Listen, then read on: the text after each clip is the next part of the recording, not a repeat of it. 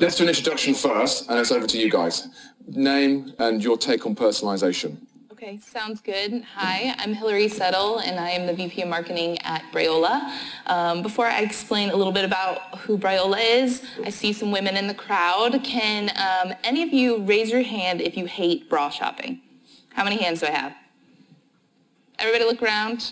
Pretty much every woman in this room hates bra shopping, and we found that that was also a problem across the board. So Brayola has a front-end algorithm that helps women shop for bras.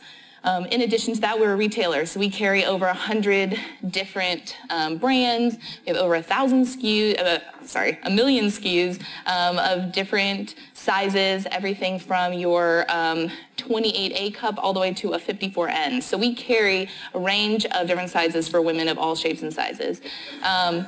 And my take on personalization, I mean, Brayola, the front end of our algorithm caters to making sure that we have everybody that comes to our site has a personal experience going through not only the step-by-step algorithm on recommending bras that are perfect for you, but we also make sure that that experience doesn't stop. So once you actually give us the information about you, every piece of the shopping experience continues to be a personalized experience. So I have a lot to say about what that looks like, not only in the beginning, but also, you know, once we acquire our customers, sort of what the experience is in the beginning, and then what the experience looks like as a repeat customer. Magic. Best introduction we've had this afternoon. Thank you very much. Karis. Hi everyone, I'm Acharya Loveland, and I'm the Senior Product Manager of the Data Strategy at Brayola. So what that means essentially is I am chartered with developing a roadmap and laying out a strategic direction for the data science that we do in-house at Brayola.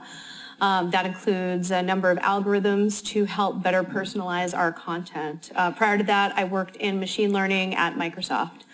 So when I think about personalization, especially when it comes to a retailer online like Brayola, we have a high-end, limited availability boutique selling motion, mainly app-focused. So when I think about personalization, you really want to make sure that the products that we're showing you in these boutiques are relevant to you, right? We have everyone from moms to young women and also men, experiences, and all sorts of variety of changing daily products. So how can we best get the most relevant content in front of you so that you're going to be encouraged to buy from Brayola? So I'm definitely looking forward to telling you about some of the strategies we use to make sure that both the messaging and the content is relevant to you. Brilliant. Thank you. Harsh. Great. I'm Harsh Acharya. I run the product management team for Dell.com, and my team owns technology strategy for everything consumer and SMB Dell.com. Personalization, as I think about it from a Dell standpoint, is in our DNA. When we first launched our e-commerce site back in 1996, we started letting people, you know, personalize their computers, right? You configure your laptops, and we build it per your use. And from that point to, you know, a few months ago, we have now acquired EMC, and personalization is becoming, you know, more and more complex as we are now serving not only, you know, average consumer, but consumers, small businesses, and even enterprise customers like, you know, Boeings and Microsoft of the world. So between different segments that we serve, as well as our global footprint with, you know, commerce in almost 32 countries, it's a pretty good challenge, and, you know, we have been able to do a lot of good things that I will be able to share as we go through this discussion, but it's a journey. And in my mind, if you ever feel like you are never getting done with personalization from a strategy standpoint, that's not a bad thing, right? It's always going to evolve, and as far as you are making progress and driving conversion higher and higher, you are doing the right thing. Super. Great answer. And why don't we, I've got 8 questions. No, 9. Good, James. Well done.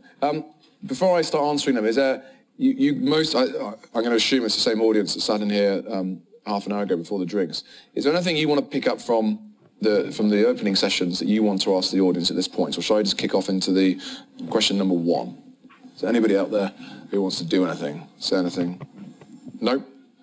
Is it you? Oh yeah, there's a man there. Great, thank you. I'd love for the panel to draw a little bit of insight into how do you treat anonymous guests, right? And how do your personalization initiatives? Lovely. I'm not sure everyone heard that, but I'll probably, right. So how do you increase visitor recognition on the site, and as a part of your roadmap and strategy? Align itself to increasing the customer base whom you can personalize for, right? So Yep. If you can maybe shed some light through this conversation today, that'll be awesome. Sure. By the way, I'm Shrikant and I work for Staples Analytics. that'd be great. And I think it's very interesting, this first question on the list, which is around how do you identify personas? So new and unknown people. Harsh, why don't you? Yeah, absolutely, right. So there is persona identification that we all should be doing based on the data we already have about our customers in our CRM databases.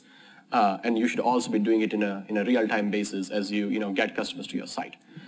For the first part, it is important that you are not creating way too many personas and you are not creating too few personas. The reason it's important is because at the end of the day, you are going to be using those personas to tag your content. And as all of you know, building the content and tagging it is not an easy thing, right? So you want to make sure that you are not making it too complex, and you are sticking to a set of personas. In our world, the personas are like gamers and working mom and people who are small businesses, and we keep it at that level, and we make sure that we have content and recommendations for them. To answer your questions on unauthenticated customers, that's one of the challenges for us, as the laptop buying cycle per IDC now is 3 years. It means people who are coming to our site, they are coming every 2.5, 3 years, and they don't necessarily have an incentive to authenticate with us until they are ready to pull the trigger on purchasing the product. So we have been working with both third-party companies, using tools like Demandbase, BlueKai, to get as much third-party data we can get to understand at a very high level who the customers are. And we are also doing a number of pilots to see if we can actually identify what customers really want, even without being authenticated or without having cookies, based on their first 3 clicks, right? So I don't know who the customer is and what he or she wants, but I see that customer picked Alienware, which is one of our gaming brand. We want to make sure that we can actually show them all the gaming products in that session or in that visit going forward. So really, whether what kind of personalization and what kind of personas you identify depends on your buying cycle, your consideration to buying cycle, as well as complexity of your business from a segmentation standpoint. Karis, do you want to pick up on that as well? Sure. So to address your question first, we actually are a members-only site at Roulala. So in order to browse our amazing brands and deals, you do have to provide us with your email address. So that does give us a level of insight into the customer immediately. But you can also track clicks and look at browsing behavior and really understand the navigation someone's taking, if they're spending a lot of time on dresses or high-end. That certainly gives us some information with what content could be relevant to them. And to circle back to the persona question, I agree that I think a smaller number is generally more effective and better. I like to use the design thinking methodology, where I'm really serving like a sociologist to very much understand my customers in the field, watch them behaving. Bringing them in for user testing is also very effective, especially when you're looking at new features or products to add to your app or your online experience. But nothing beats shadowing a customer for a day and really getting into their head about what it is they are working on and what friction points they're experiencing with your product. So that's the methodology I've found to be most effective, and that generally relates to personas in that you can create between about 3 and 5 seems to be an ideal number of personas. And then, as you mentioned, Harsh, with the tagging, and you can really start to get more data-driven personas by first doing the ethnography and then bringing in a quantitative component, looking at your overall data in the aggregate. I'm going to just pick up on one of the things that just interests me, Karis. Email registration. Clearly a strategic choice. We're going to build this relationship. Mm-hmm. How do you de-risk that initial trust that the customer's giving you? So they come to the site, they'll have some inclination of who you are, but how do you de-risk the decision for them such that they're willing to give you their email address? I think we try to make it as frictionless as possible. You know, it's certainly a hotly contested choice, right? It's a very intentional choice, but I do find colleagues who are not in favor and would like to just rip it down and make it available to everyone. But the reason we do it is to foster that sense of exclusivity, members-only pricing, but also it's very quick. All you have to do is enter your email address, and we don't ask for any additional demographic information because, as everyone knows, you know, the more forms and fields you have to fill out, you're just going to lose people at every step of that process. So it's just by one simple email address, and that's it. We don't ask you for any other onboarding. Hillary, I'll ask you to respond to the sort of persona challenge of how do you map that world and respond to it. Right. Well, before I do that, actually, to her point about email, for us, to actually get access to the algorithm and to go through the process to get recommendations, you do have to fill out, you know, your email. And I think for us, what it comes down to is, you know, making sure that the end result is enticing enough that they are willing to put in their information, right? And for us as well, it's not just your email. It's you're telling us your preferred size, the bra that you've already purchased in the past. And we're getting all sorts of data about our customers, and then giving them an end result of, you know, bra recommendations that are comparable to, you know, something that they've purchased in the past, something they're looking for, and using that, you know, we use crowdsourced data from our customers to continuously enhance that experience. So every time they do log back into our site, they get, you know, new recommendations if it's a new brand that we have. And so, you know, when we're talking about personalization, that's huge for us because that's our value prop as an intimate, you know, retailer. And, you know, there's so many retailers out there, and how are you competitive? For us, personalization is key because the frustration, the friction of shopping for bras, going to something like a Victoria's Secret, which has a specific audience, but they only cater to, you know, specific sizing, specific styles, and women get frustrated with that, so they come looking for another source. People that aren't in the intimates industry don't understand this, but a lot of times, but for a retailer, for a specialty store to actually invest in a selection of bras, to have the whole size range that can go everywhere between a size 28 to a size 54, and that's a lot to invest in. It's a lot of money to put up on that many sizing. So the offer isn't there. And so people get frustrated when they try to go into stores and they don't have that personal experience because they're being fitted for something that maybe a store doesn't have. So that's a huge piece of the business for us. And I guess when we're talking about, you know, giving email and giving information, giving data, it's enhancing their experience on Brayola. So completely. I do think there has to be a payoff, right, for offering up that sort of information. You know, right now we're designing and tailoring an experience and really looking very closely at each onboarding question to say, you know, will customers want to give us this information, and what is the payoff going to be to them? If you rank your favorite brands, for instance, that's a feature we have in our app, is that something we're serving up to you? Like, will the customers find value in it? So I think so long as you're offering an incentive, right. which you are. Definitely. This leads quite nicely into the second question we thought the audience might find interesting, which is those decisions, how much information to ask for prior to purchase, whether it's email or personal information, drive into the organisation structure, so that I'm sure you'd have lots of opinions on what's good or bad. Harsh, why don't you start? Dell, famously, as you say, started with the original idea of personalisation, but most recently gone through the takeover and the repurchase. Right. How does the organisation sit behind those decisions, and what does that look like in today's world for you to drive your personalisation strategy? Yeah, so, you know, just like social a few years ago when personalization wave started, every organization, especially as a company gets, you know, bigger and multiple segments, everyone wants to drive personalization, which is good and bad. The good thing is that, you know, people are actually trying to be progressive and, you know, they want to make things personalized. What it can also do is that you can now start doing personalization in silos. and now you are showing customers either very conflicting information or you are showing redundant information. An example would be, you already purchased a product, but then, your Facebook targeting team thinks that, the customer has viewed it but has not purchased it, and so they go and target them with products that they've already purchased. I mean, it still happens even, on Amazon. You buy a product and you go to Facebook and you're still seeing, ads for the same product.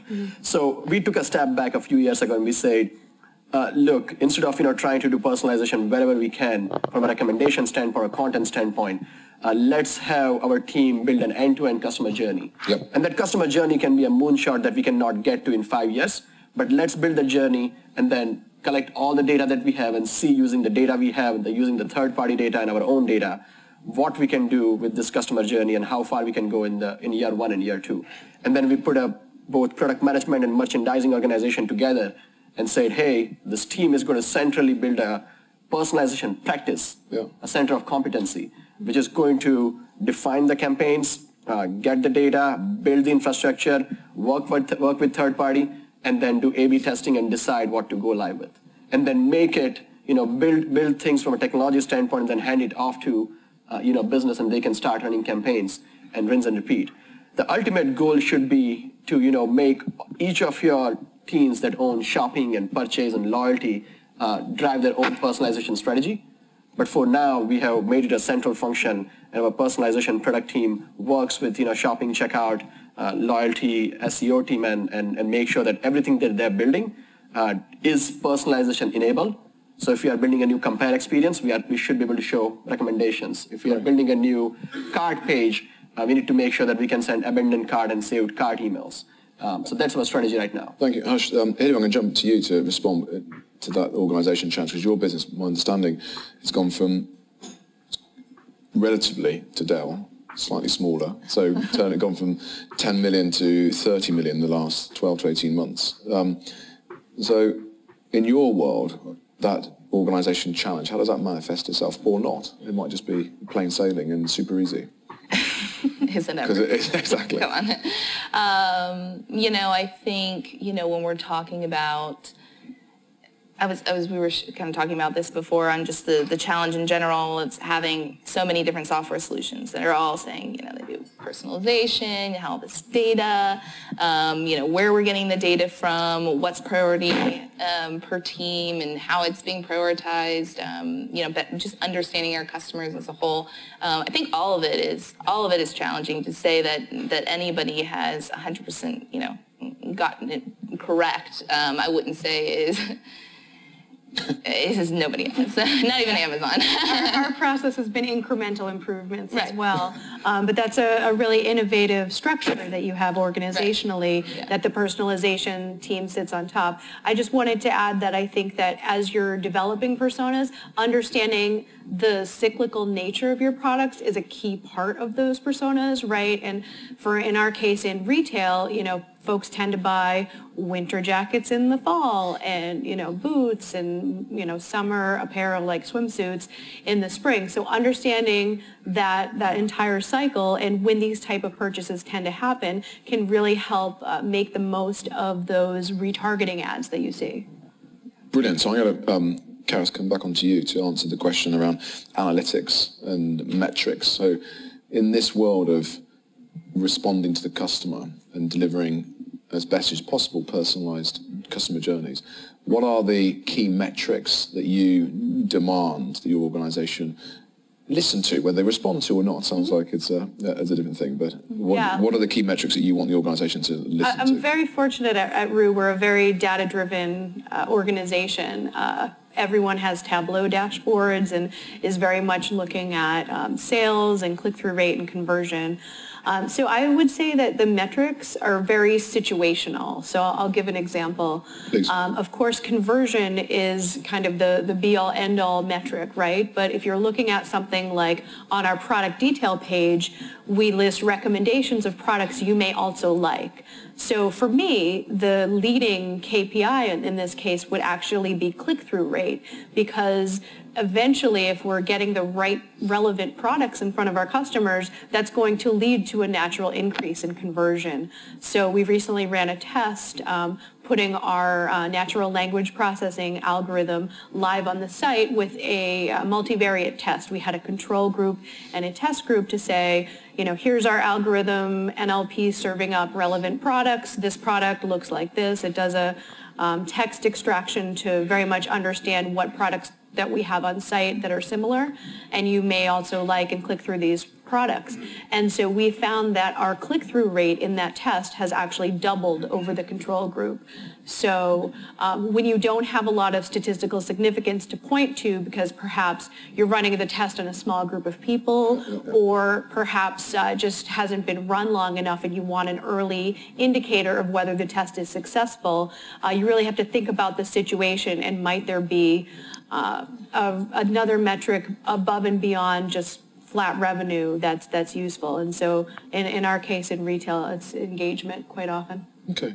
Hilary, you're, as we mentioned, fast growing. So are the metrics for you slightly different? So you're looking at the front end of the funnel, trying to get people into to being aware of the brand and the value you create. Are they similar metrics or slightly different in your world? It's similar, and actually, it's similar you say this because we also do a lot of testing because we don't just sell bras, we also sell other categories in the intimate space. So we also try to look at the data on, what women are purchasing in addition to the bra, because a lot of times you will purchase a panty or you'll test something else out that's maybe comparable in size. And so we try to use that data, and a lot of times we see it in email, or we just see it in buying behavior and tools that we've used. So we kind of take that and then test it on other channels, testing ads that show both products, or doing some testing and optimization of other channels based on some data that we've already found in our customers, which I think is just crucial to that. But when we're talking about, kind of what we're measuring and how we're measuring, yes, we have a significant amount of customers that come in that are new, learning about Brayola, but women's bodies change, and usually they change about 8 times over their lifetime on actually needing a new bra for whatever life stage they're in. If it's children, if it's weight loss, weight gain, breast cancer, we have a lot of women that come to us with different stages of life. So being able to also look at that data and saying, okay, let's reach out to them in, a certain amount of time when we say, okay, after 6 months, it's time for you to probably get a new bra. Or, if we've already seen their buying behavior after 6 months, after a year, they're purchasing again. Being able to also have those time frames and just educating our customers to know that, hey, it's time to purchase again. So we're using a lot of different data points. And, like you were saying, we're just trying to optimize it and just trying to learn from our customers all the time to make sure that we're doing it the best way possible.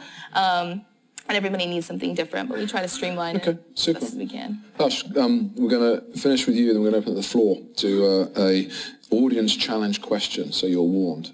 Hush, quickly touch on metrics. What are the ones that you worry about, and what do you want to improve? Yeah, so at a high level, revenue per visit is our key metric, which is a combination of conversion and average order value. And because we want to make sure that we are not only converting people, if you are a gamer, we want to make sure that you are getting an i7 machine and not an i3 or i5 machine, So finding the right product for right customers to drive right, average order value is very important. From a personalization standpoint, what we do is instead of, trying to measure the entire site's RPV, we actually look at individual page, performance.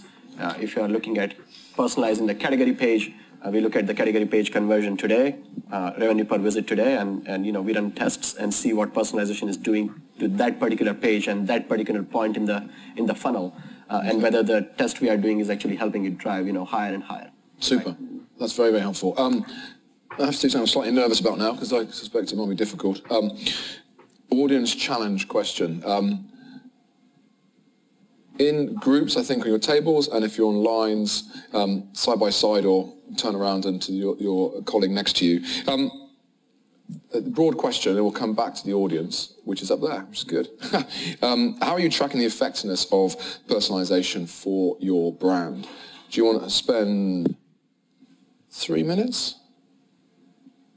talking through that at the table? And then hopefully, if you're confident, we can raise some hands and we can hear from the audience about how you're doing that.